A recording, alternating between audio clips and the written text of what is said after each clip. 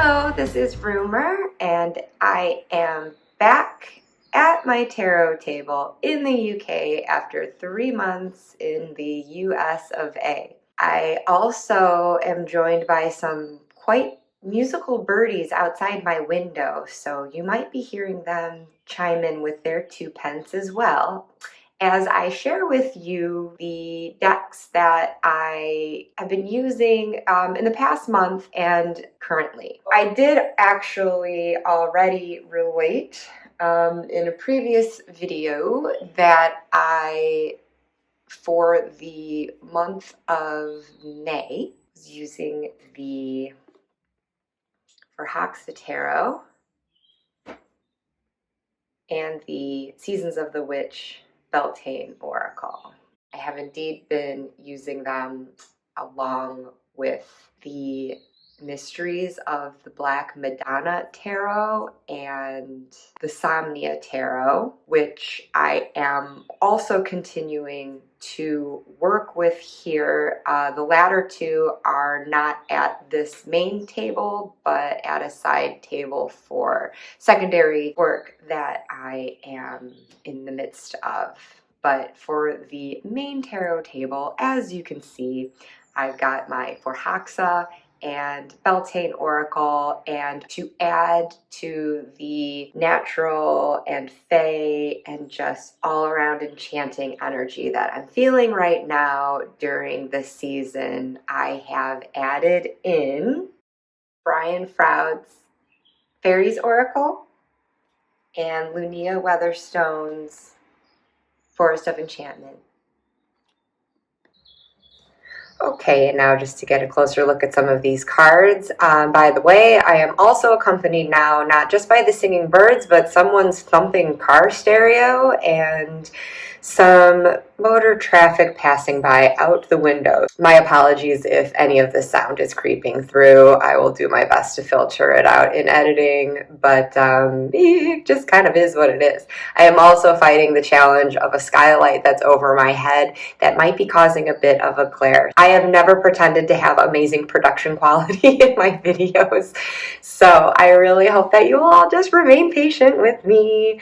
But at any rate, let's get started here with the Verhaxa Tarot and the Beltane Oracle, which I found to be such a beautiful pairing through May, now continuing into June. Again, it just gives this sense of like natural splendor and enchantment. It has felt so magical working with these decks and just really feeling in tune with the vibrancy and just vibration of the new life that is sprouting all around, and feeling the spirits within that natural world. Not that they aren't there during the other months of the year as well, even in the decay of winter, but there's just obviously something about this time of year where everything really starts to come alive, and I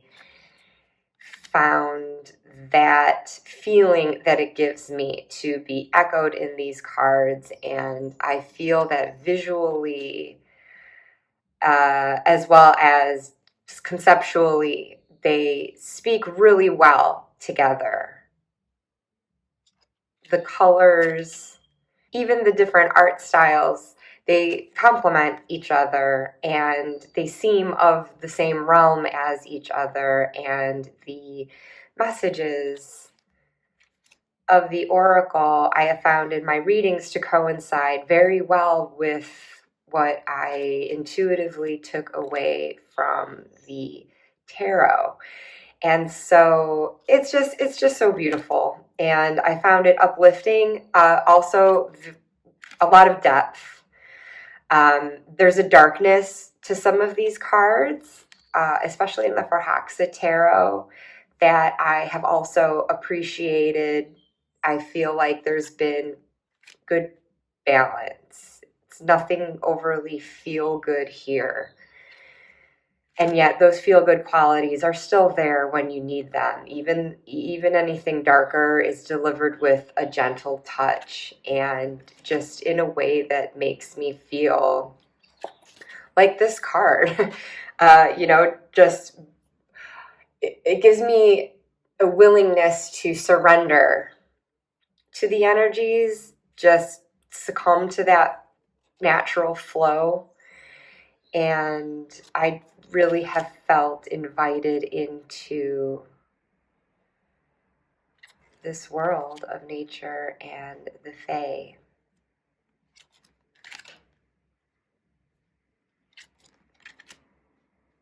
Let's show a few more cards here.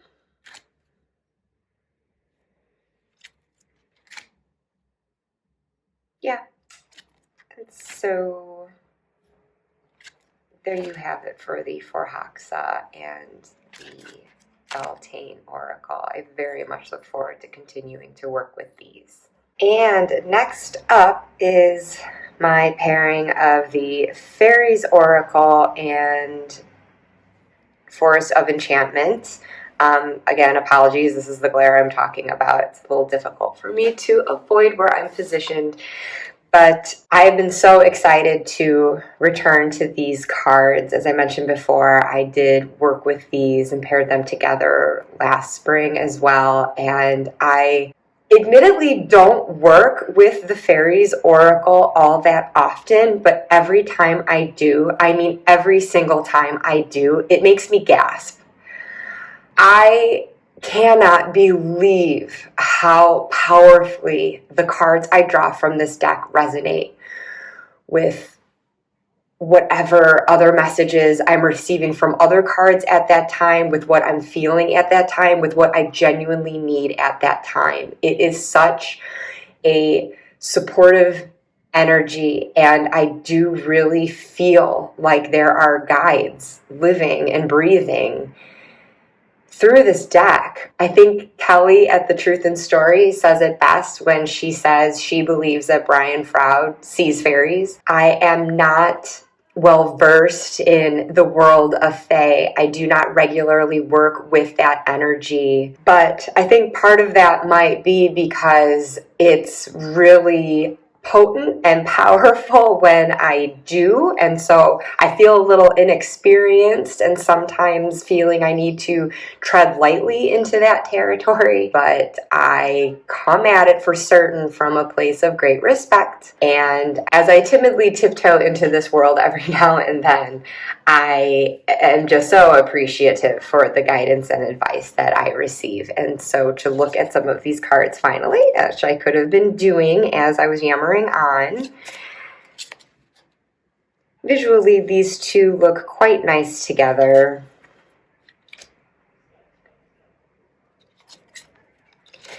The Forest of Enchantment obviously has a magical and mystical quality to it, but it still feels very based in the worldly material realm that we can see and feel. And not that that doesn't come across in these images as well, but there is certainly something about the Fairies Oracle that takes that mystical quality and just takes it to that next level. It goes beyond just the lovely little magical sparkles that you can see in the artwork sometimes. There's just something where you really do feel like tugged out of the physical realm and into some other dimension where beings that perhaps aren't visible here are visible here, but coexisting with each other. Although this for certain has a foot in that world as well. I just feel it comes across even more powerfully here. That's what's neat with working with these together, because I can see these being the unseen beings behind whatever is happening in the tarot card. Now, those familiar with this oracle, whether you have it or you've just seen it in other flip throughs, probably know that a common complaint with this deck is just how difficult the font can be to read sometimes, but you know what, I'm okay with that because this is an oracle deck that I absolutely use with the guidebook. Not that I can't pull something intuitive from the images, I certainly do, but the guidebook is just wonderful.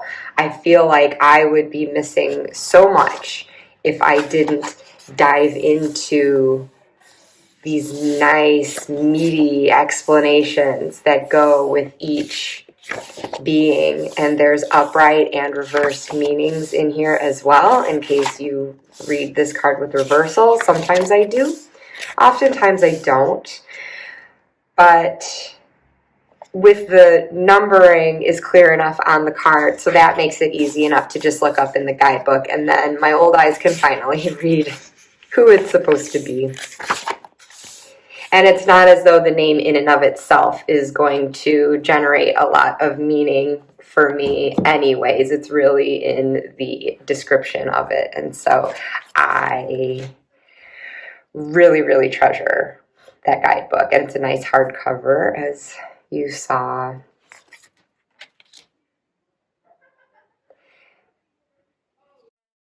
I think that you get a depth in both of these where there's a nice ample balance of light and dark. And I am embarrassed now because I just flipped the card.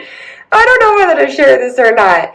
This deck comes with a blank card where you have the same border and this part is just white. So the idea is that you can draw, paint your own fairy. If you've seen a fairy, or maybe just how you envision a fairy would look to you if you did see one.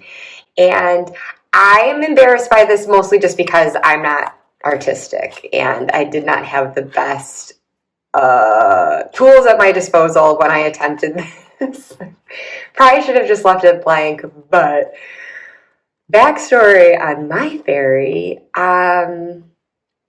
I don't literally think it's a fairy, but it is something from my childhood. I just have memories of being in my backyard playing during the summer, and I lived out in the backyard, and I got all up in the grass and bushes and brambles and trees. But my eyes are kind of strange, like my vision. I get ocular migraines, and what I'm about to describe is not a migraine. It's a completely different thing than the visual squiggly that you get at the outset of an ocular migraine before the massive headache and nausea sets in. I used to think of it as like a flower fairy. It kind of looked like a flower. There were basically like these pulsating bands of squiggly light that radiated out from a center, kind of like the petals of a flower.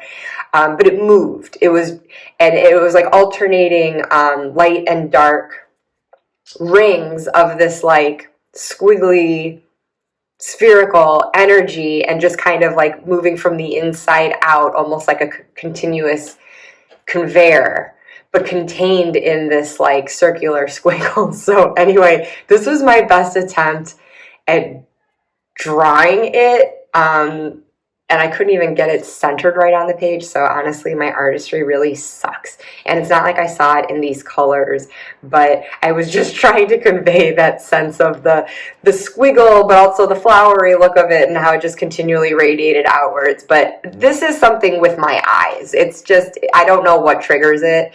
I know that that's what it is, but as a child, always calling it my fairy, to this day, though it rarely happens, when it does happen, I still like to call it that. And sometimes I wonder if it is some sort of sign. Who knows, folks? But all right, there's my embarrassing drawing and story. So you do with that what you like.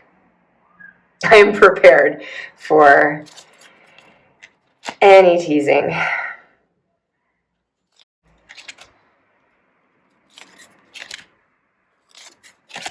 So yes, this all just coincides with the fae and natural vibe that I was seeking for this time of year, along with my Forhaxa and Beltane decks. And these all could look quite beautiful with each other. So as I go through June, or at least this first part of June, I may do a rotation midway through. I don't know. But it'll be interesting to see like how I might mix and match them differently. Actually, as I'm thinking about the Forest of Enchantment, that was Lunia Weatherstone. I do also have another deck authored by her. I can't think of who the artist is, and I actually don't think this deck is available anymore, but this was one of my very first tarot decks. Bought at mass market. I keep a little agate in here that I think looks like a little fairy's ear that I can whisper into. Or maybe hold my ear to see what might whisper back to me. But this is the Victorian Fairy Tarot. Again, authored by Lunia Weatherstone, who also authored the Forest of Enchantment Tarot. It's just lovely. It's just lovely. I know that those who do more seriously and deeply work with Fae energy don't necessarily care for the renderings here because these are definitely more human-like fairies, as Victorians tended to depict them.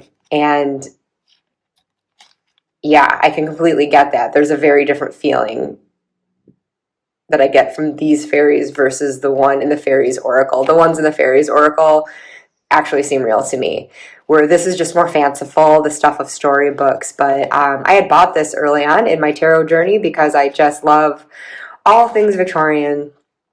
The suits are actually the seasons: spring, summer, autumn, and winter. And I like to work with this one actually more in the spring and summer. I feel more pulled to use it. I hardly ever use it, but I do see with these other decks on my table this month, I will not be surprised if I end up wanting to grab this. I think when I'm just feeling a bit more whimsical, but I've also had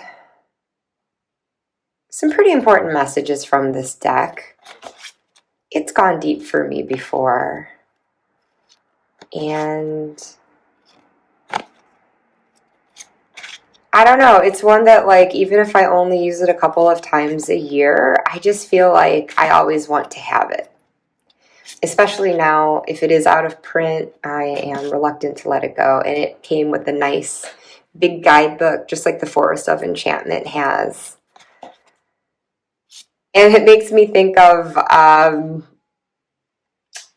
clip I can highly recommend here at YouTube. You should be able to find it. Drunk History, specifically the UK drunk history, where there is a telling and dramatization of these little girls who cut pictures, like artistic renderings of fairies, out of paper and stuck them in trees and bushes and took photographs and blew the paranormal community's mind with this photographic evidence of fairies. Sir Arthur Conan Doyle being among them. He was all about it. And the depiction of it all on UK Drunk History is just hilarious. No offense to fairies or the believers of them. This particular moment in history, though, was just a blatant hoax. So I am laughing at that. Not the Fae. All right. So yeah, I see grabbing this one every now and then, possibly. Going through June.